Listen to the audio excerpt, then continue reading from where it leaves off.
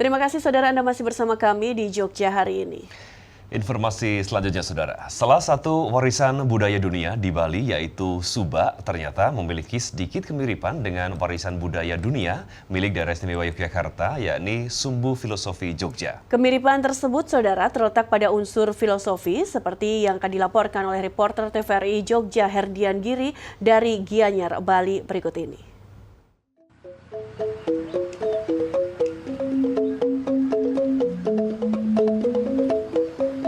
Sistem pengairan pertanian di Bali Subak ditetapkan menjadi warisan budaya dunia oleh UNESCO jauh lebih dulu dibandingkan Sumbu Filosofi Jogja, yakni pada 29 Juni 2012 dalam sidang penetapan di Rusia.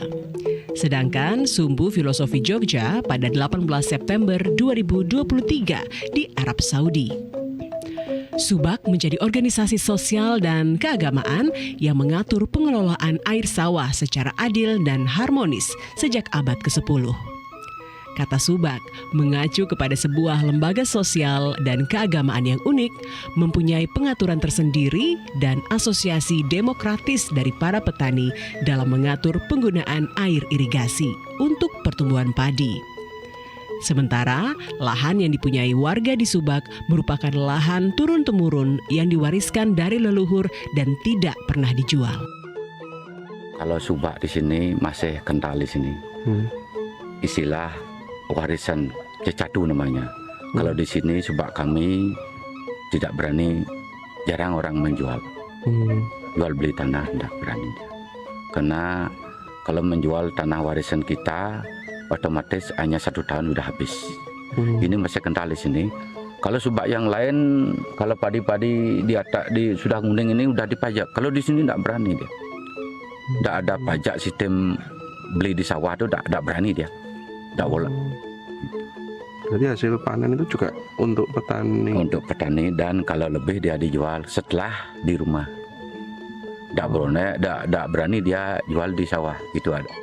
Luas lanskap Subak sekitar 21.000 hektar yang terdiri dari 5 klaster, yakni Danau Batur lebih dari 1.800 hektar, Pura Ulun Danu Batur 32,50 hektar, Das Pakerisan sekitar 717 hektar, lanskap Subak Catur Angga Batu Karu hampir 20.000 hektar, dan Pura Taman Ayun 58,20 hektar.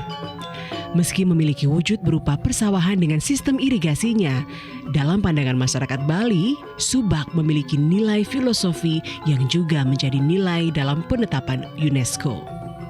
Subak adalah cerminan langsung dari filosofi dalam agama Hindu Trihita Karana atau 3 penyebab kebaikan, yaitu harmonisasi antara individu dengan alam semangat atau parahyangan, dunia manusia atau pawongan, dan alam atau palemahan. Sampai sekarang pun hubungan sinergitas antara hulu dan hilir terkait dengan air untuk Subak itu masih berjalan, di mana masyarakat desa yang ada di hilir tetap memberikan hasil bumi panennya kepada masyarakat yang ada di hulu. Karena mereka menganggap hululah yang memberikan air kepada mereka sehingga kehidupan mereka bisa jalan. Jadi secara adat ini akan terus jalan, secara masyarakat ini akan terus berjalan karena memang sudah ada di dalam kehidupan sehari-hari mereka, hubungannya dengan agama dan adat. Nilai filosofi di Subak Bali juga terdapat pada Sumbu Filosofi Jogja. Meski yang diajukan pemerintah daerah istimewa Yogyakarta ke UNESCO untuk Sumbu Filosofi Jogja adalah nilai filosofinya, namun tetap terdapat wujud sebagai penanda, yaitu mulai dari Tugu Palputih Kota Yogyakarta hingga Panggung Krapyak Bantul. Jadi filosofi penandanya benda apa? Ada mulai dari Tugu Palputih sampai Panggung Krapyak, itu kan benda-benda. Kalau apa yang kita dapatkan, maka ada sirkulasi kehidupan manusia dari lahir sampai ke kembali lagi ke yang melahirkan manusia. Maka harus kita jaga itu seperti apa? Ada 5 hal tadi itu. Jangan sampai dengan anak-anak bangunan mengganggu penetapan itu. Selain kesamaan, Subak Bali dan Sumbu Filosofi Jogja juga memiliki korelasi dalam hal masalah pelestarian untuk menjaga status warisan budaya dunia. Masalah terbesar dari pelestarian subak yakni menjaga keutuhan wujud subak yang luasnya puluhan ribu hektar atau mencegah alih fungsi lahan. Regenerasi petani juga menjadi satu dari sekian permasalahan subak Bali. Report dari UNESCO 2 tahun terakhir itu udah merah. Ada beberapa yang merah terutama terkait dengan progres lahan. Jadi memang kalau potensi itu dihilangkan dari warisan dunia tetap ada gitu. Tapi kan langkahnya waktunya akan cukup panjang, karena harus monitoring dan lain-lain. Banyak langkah. Ada satu poin dari report dari UNESCO yang harus kita laporkan di akhir tahun ini. Apakah kearifan lokal dan aturan adat yang ada di Bali memberikan sumbangsi atau menjadi pertimbangan dalam segala perkembangan yang ada di kawasan Subak. Jadi awik-awik atau peraturan salah satu yang ada di desa adat bisa memberikan pertimbangan terhadap kebijakan dari pembangunan di daerah.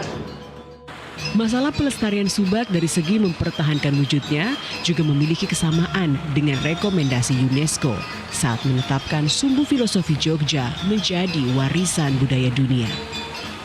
Dari 7 rekomendasi UNESCO, setidaknya terdapat 2 rekomendasi yang memiliki korelasi. Kedua rekomendasi itu adalah melanjutkan penerapan proses relokasi sukarela permukiman informal di dalam kawasan Beteng Keraton dengan memastikan hak dan kebutuhan masyarakat tetap terlindungi. Jadi datang ke Sumbu Filosofi itu tidak melihat, tapi harus bisa menikmati. Nek lo kebutuhan pangkrap ya melaku 2 jam seramu durasi untuk apa tuh ini buat dari warisan dunia. Gitu? Nah kalau kita menikmati beda. Sebenarnya itu ya, kemudian laundry laku, hotel laku, mau redon mau bukan redon laku, ya kan? Terus tur jahit laku, transport laku. Seterusnya kan rentetan banyak. Satu kuliner menghidupi berapa orang. Seterusnya.